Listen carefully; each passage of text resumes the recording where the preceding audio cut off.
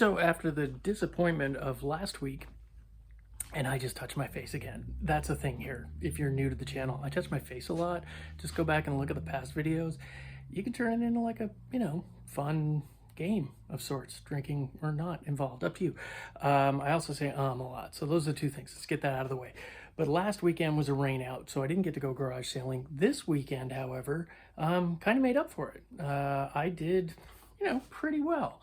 Not, 10, 15, 20 years ago well, but for the last 5 years, the kind of things I get, it's harder and harder, as I mentioned before, finding good old stuff. I did get some good old stuff this weekend. I got some guitars, I got some records, some comic books even, and a few other interesting things along the way, some toys, vintage toys, which was kind of nice, cassette tapes, and I even managed to film a little at the first garage sale I hit, which had a crate of records. Nobody else was around, so I didn't feel awkward pulling out my phone and filming. I normally do. I'm sure at some point I'll get over it, but right now I'm still in that phase where I find it kind of awkward. And it weirds people out, generally, when you pull out your phone and you start filming. But I did it anyways, just because I know that's what the people on the internet likes. And yeah, unfortunately, some decent bread and butter titles, but they're $5 a piece, and I have multiples of most of them, so I show you the flip through, and I just didn't get anything from that. So actually, no, I did, because he had another bin.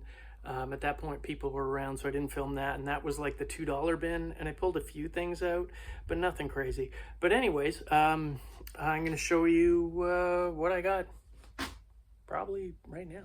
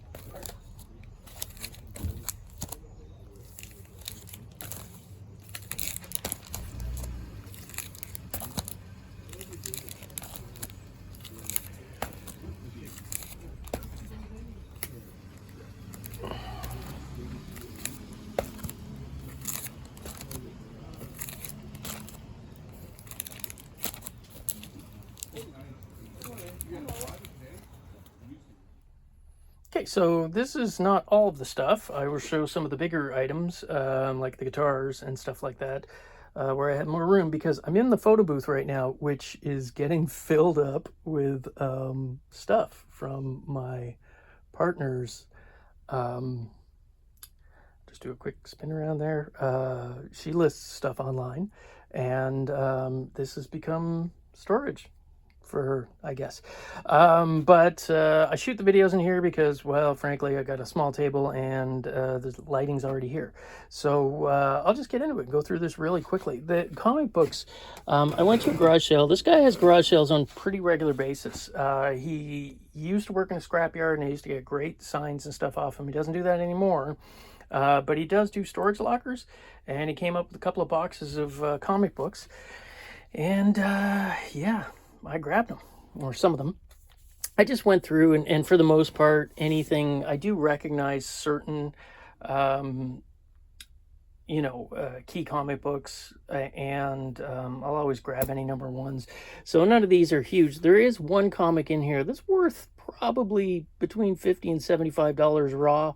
I'll let you guess which one it is. I'll tell you after I go through them, because, I had an idea it was good. I didn't know it was that good. RoboCop Prime Suspect #1 from Dark Horse. Blip. This was Marvel's trying to catch on to the video game craze in terms of arcade stuff. So this is #1 from that, from '83. Marvel Age. This is pretty cool because it is the first appearance of the Spider-Man.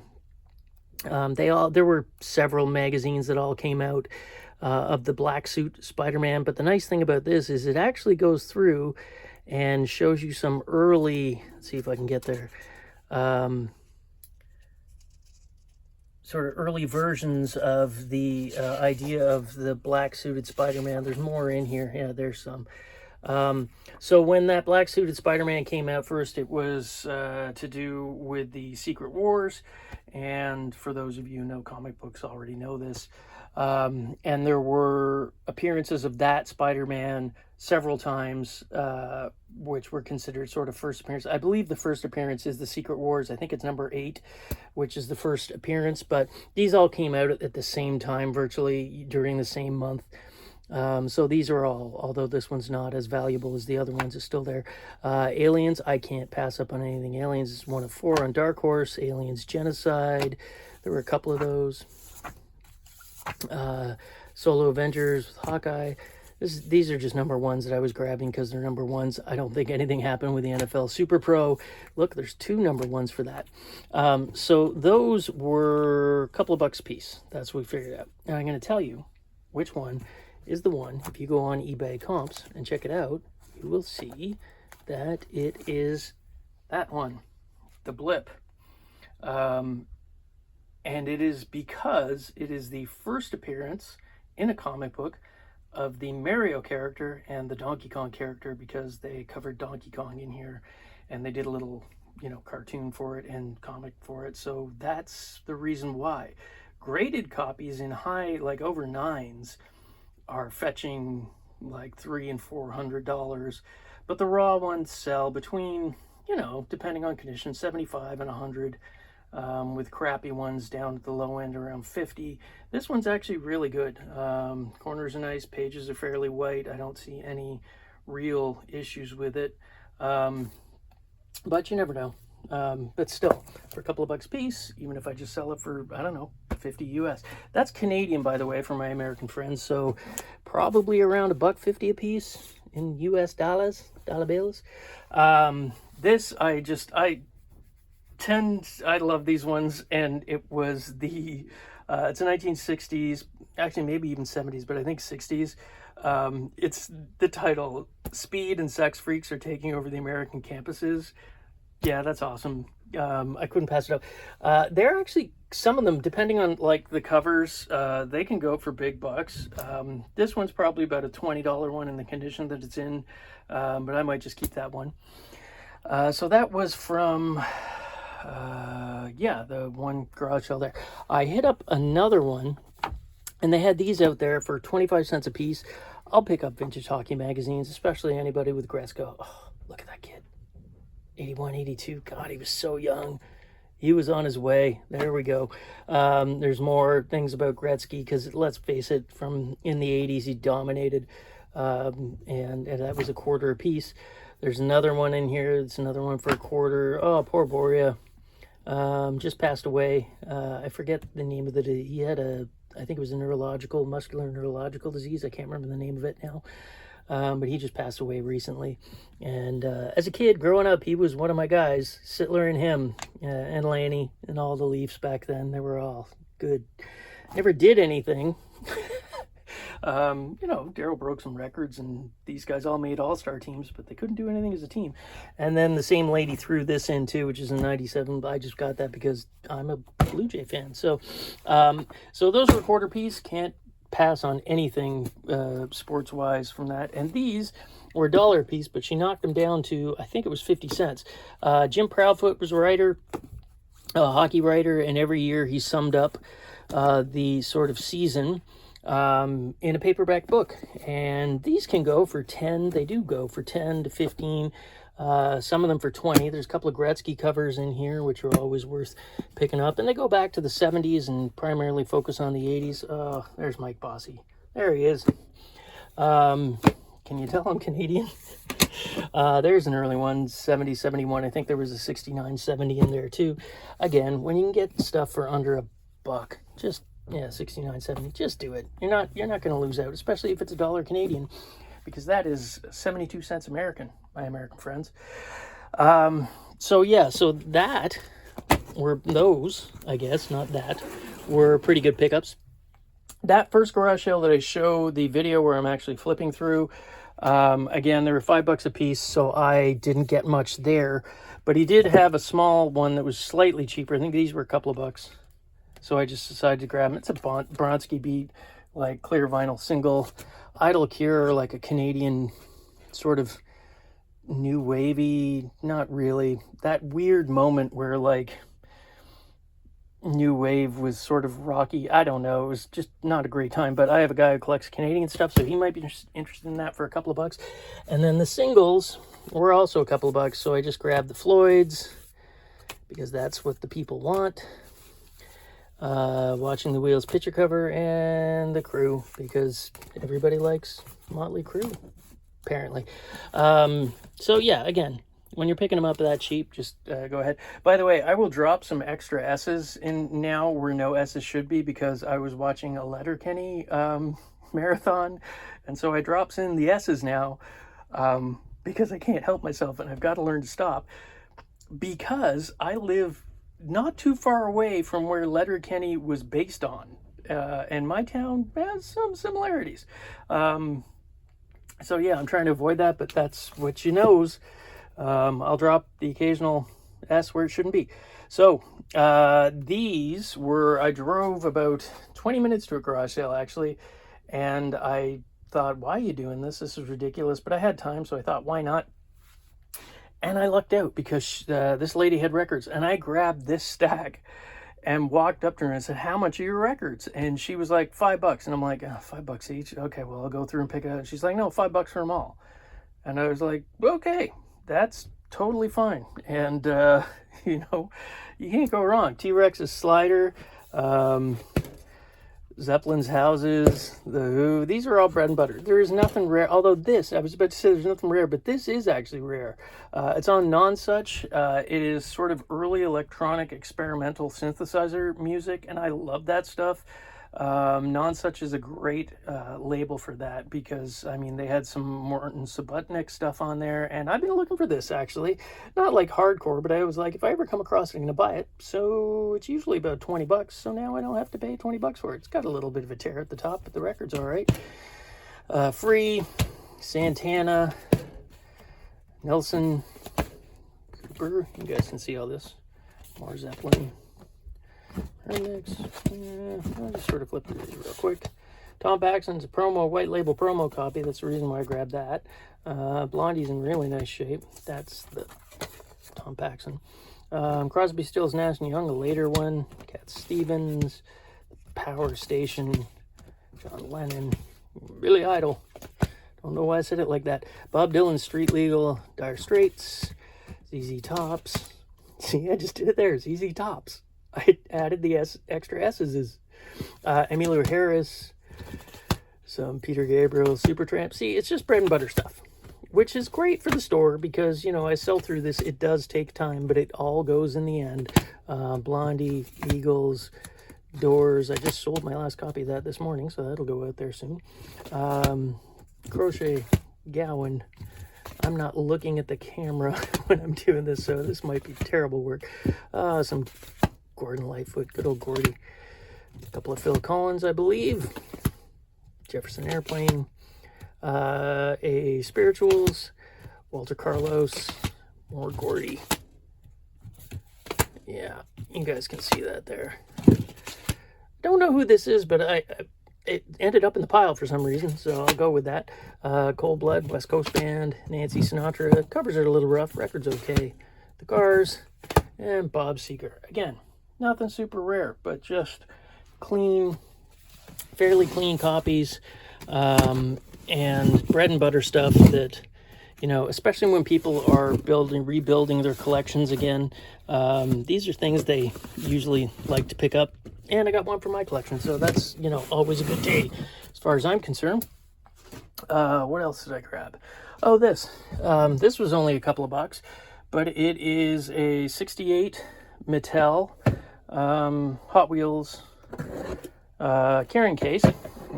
Probably would have been issued, this said 68, so the red line era. Made in Canada. The stickers are in pretty nice shape. There is the thing there. Mattel Canada Inc. The case is in good shape. The latch is in good shape. Sadly, there were no cars that came with it. No other toys of this whole thing, so I kind of did find it a bit weird. I'll show you inside there. But a couple of bucks. I mean, that sells for around $30 to $40 because it is the Canadian version online. Apparently, American folks kind of think it's neat. Neato. Neat. A strange word. Yeah, so I grabbed that. And then this was $5. I don't normally buy a lot of, what's the word, girl toys. I'll be sexist. I'll put it down like, yeah, girl toys. For lack of better explanation. But this one's really cool. It is from a West German company, I believe, called Fuchs. Right there, you can see the mark. It is lithographed tin. It's missing the thing there. It needs a good cleaning, but it's also really cool mid-century kitchen setup. So for somebody who's into that sort of thing, this is a great thing for them to, you know, play with. And it's got a lot of the accessories still attached. Unfortunately, like I said, the door is missing, but that's, you know, $25, $30 piece. I picked it up for $5. You know, add a little difference to the store. I don't have a lot of, again, sexist comment, but traditional girl toys. I just don't have them. And, you know, there are people who come in asking for that stuff. So now I got some put out. I did pick up some cassettes. Now, this was one that I didn't actually pick up. They walked into the store and the guy was at the end of a garage sale. And he said, I couldn't sell any of these. I'm not going to use the word he used, but he referred to his brother who priced them as, let's see, what would be kind? Not well thought out. And I'll show you them on the floor here because it's easier than me lifting the whole thing, although you might not be able to see. As you can see, he had $20 and $30 on a lot of these. And when he brought it in, I said, oh, buddy, we are way too far apart. He's like, no, I just want $20 for the whole tray. I'm like, oh, okay, that's less than $1 a piece. I'll do that. And there's some in here that'll end up in my collection. I do not have a copy of Soundgarden's The Louder Than Love, so that will stay with me. But pretty much the rest of these at some point will make it out. There's MJ's Thriller, Beatles, Clash, Bowie, a couple of U2s. What else on there? Michael Jackson's Bad, some Van Halen. And yeah, you can just sort of see that. I don't have to keep announcing it because I'm sure most of you at this point can read. If you don't, I wonder how you got on the interwebs. So yeah, that was it. $20. Yeah, you know what? I'm not gonna probably have to spend a day peeling those stickers off now, but yeah. Sometimes when people go online, they don't look at what stuff actually sells for. They just look at, and nice shot of my foot there. They just look at what people are asking for it, and those of us who've been on eBay for a while, I started selling in '98, know that with the advent of stores and the buy it now situation or best offer, often those buy it nows and best offers are really inflated compared to sell-throughs. Sometimes they're dead on, sometimes they're not. But yeah, that's, oh, you know what? I fibbed. I totally lied. I'm terrible at that. At the same garage sale I got the records, this lady had these bags of toys. Now, I started going through them. Actually, my wife did it. And you can see there that they were sealed up, and somewhere on there written is $2 on one of them. And there were 3 of them, all filled. Now, the reason why, and I can't see if I can find that, is I started looking and I saw some 60s cereal premiums just in the outside bag. I didn't bother opening it up. There's a 70s cereal premium down here that I can see right away. That is would have been in Shreddies in Canada, and it is for the Black Hole from 1979 and their pencil holder. That is a 50s Rudolph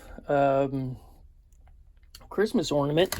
There are little guns that I haven't researched yet that probably will go with some toys, and there's, you know, a plastic ET, all kinds of stuff, but there are, you'll have to believe me because I'm not going to find them now. Oh, there's one. That's a Hanna-Barbera, oh, what was the guy's name? Something Wolf. Coney Wolf. And that is a cereal premium from the 60s. There are others in here, I guarantee you. There's lots of McDonald's toys, too, from the 80s in there. Not that they're worth a lot. But the cereal premiums, you know, some of them are $15, $20. Most of this stuff in here will be probably dumped in a bin and just stuck 50 cents on for kids to pick through. But a lot of it, you know, has value, over $10 and $15 a piece for quite a few of these pieces. So, and plus I'm just going to have some fun going through it because you never know. Look, there's a little gun there. That could be a G.I. Joe piece. I don't know. I haven't looked through it yet. But took it up to her and I said, how much? And I think for the 3, she said $5 because it was $6. And I was like, okay, done.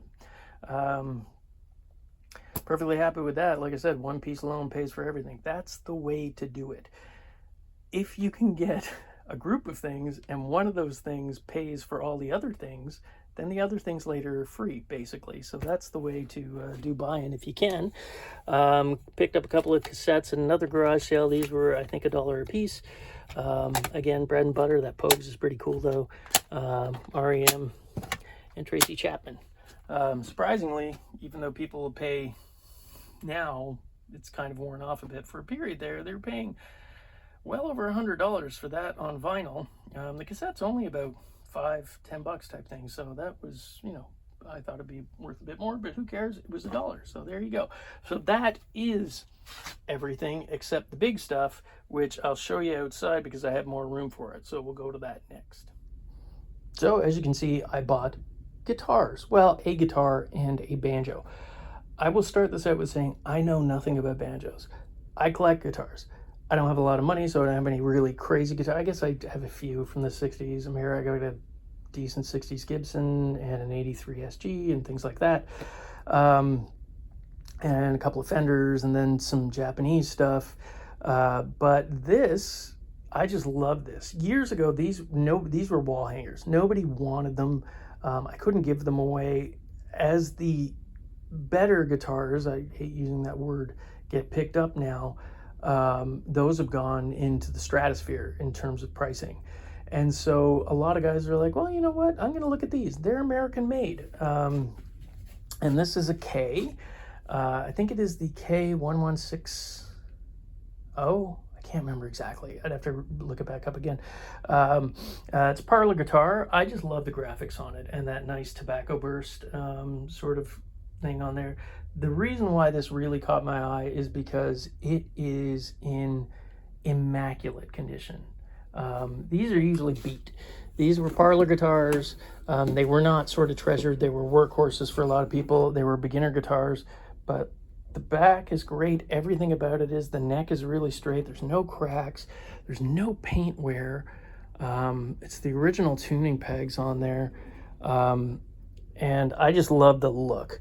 And it, you know, there's a bunch listed at $300. I think probably 2 on a good day, maybe $250 because of the condition of this. It comes with its original that sort of faux alligator cardboard case, and that is also in really great shape too. Again, those are usually beat all the heck, and this one, as you can see, is pretty nice.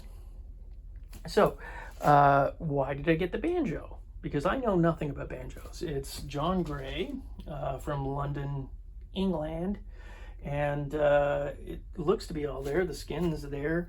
There's a little bit of funky stuff in here, but again, I don't know enough about banjos. There's a few things on there. It looks like probably a home done neck adjustment, but I'm sure that can be undone because it's all there. In nice shape, not in terrible condition. It obviously needs a new nut there at the top, and there's a few things on there. Again, I don't know what I'm really looking for in banjos, but the deal was the guy wanted to sell these two together and he wouldn't separate them, and he had 100 and I think it was 150 on the two, And I was looking, I'm like, you know, I'd be willing to give you $100 for just that guitar. And he was like, no, I don't want to separate them. And I said, okay. And I started to walk away. He's like, fine, I'll take $100 for the pair. And I was like, well, okay, that's fine. Not knowing anything about banjos, I looked this up, and there are certain John Gray, not this one because I couldn't find this era, but earlier, that go for quite a bit of money. I think, as is, I could probably sell that to a guy who knows a bit about banjos, who will probably fix it up. I could probably sell it to him for like 75 bucks or more. I have to do a bit more research on it. And they'll fix it up and probably toss it on for 150, 200 bucks. I'm not the guy to do that fixing yet. I might, I don't know. I'm going to go talk to, there's a guitar shop in town. I'm going to talk to them, see what they say. So, you know, basically if I do that and sell that for 75 bucks, that guitar there cost me 25. Again, when you buy a group of things and one of those things can pay for the whole group, do it. It just makes sense. And the last but not least thing, okay, so somebody walked in while I was filming. I thought I locked the door on the store when I turned off the closed open sign, and I guess I didn't, so they walked in, fair enough. But I did stop, and here's the last thing that we'll have here in the video, and it is this. A week ago, somebody came in the store asking me for one of these, and I said, no, I didn't have one. I knew what they were talking about, but it looks like just kind of a cheesy, like 1960s sort of corner bench that you would think, but magic, you lift this up and kaboom, it's record storage. They were designed specifically for this. I'm going to get a record out of the stacks over here just to see. We'll just go with good old Beatles, and you can see, bang, it's designed to fit in there perfectly. The top comes down, doesn't touch the top of the record. You can put a whole collection in there. And once I started looking online, people are starting to want these because they are convenient, and they do, you know, make great storage in terms of wanting to put your records in a place that they're not sticking out all the time. Sadly, at the top here, there is a crack that runs along this. It was particle board anyways. I sat on it. It is rock solid sturdy. It doesn't even give where that crack is. So, and these are pretty decent little hinges. It's not your usual sort of weak hinges. So, good, strong, thicker plastic on the inside. That's not going to crack on you. Good pickup. That came from the lady who had all the records. I think she kept all the records in it originally, and that was shoved underneath the table. And I asked how much, and she was like, I don't know, $2. It was like it was 90s again, or you know, earlier than that. I was like, okay, $2, can't go wrong there. So yeah, so I grabbed that. I've seen not this particular design, but other ones that are actually smaller and didn't appear as sort of well put together, selling nearly for $100. So pretty happy about that. So that is it. You did get to see everything. There's the guitars. I'll just sort of do a pan of the store because people apparently really like seeing that. You know what? If you're ever near Dunnville, Ontario, why not drop in the store? Come on in and say hi. Lots of people have, which surprises me because, again, I just make these videos for fun. I don't actually expect people to watch them, but they do, and I couldn't be happier. I think it's great. This was, when I started, was just this desperate attempt to sort of gain favor with my, at the time, probably 7-8-year-old son, because all his heroes, mine were sports people and rock stars and that sort of thing. His are YouTubers. And so I was like, Daddy can get a YouTube channel. I can be cool. And I, you know, did it just to try to impress him. So, and actually, you know what? It kind of worked. He was like, hey, Dad's got subscribers. That's pretty cool. So thank you for that. You just made an old man seem sort of cool to his kid. And I couldn't be happier about it. Hope you guys are able to find some cool stuff when you're out looking on the weekends. And yeah, we'll talk to you next week, hopefully. Bye.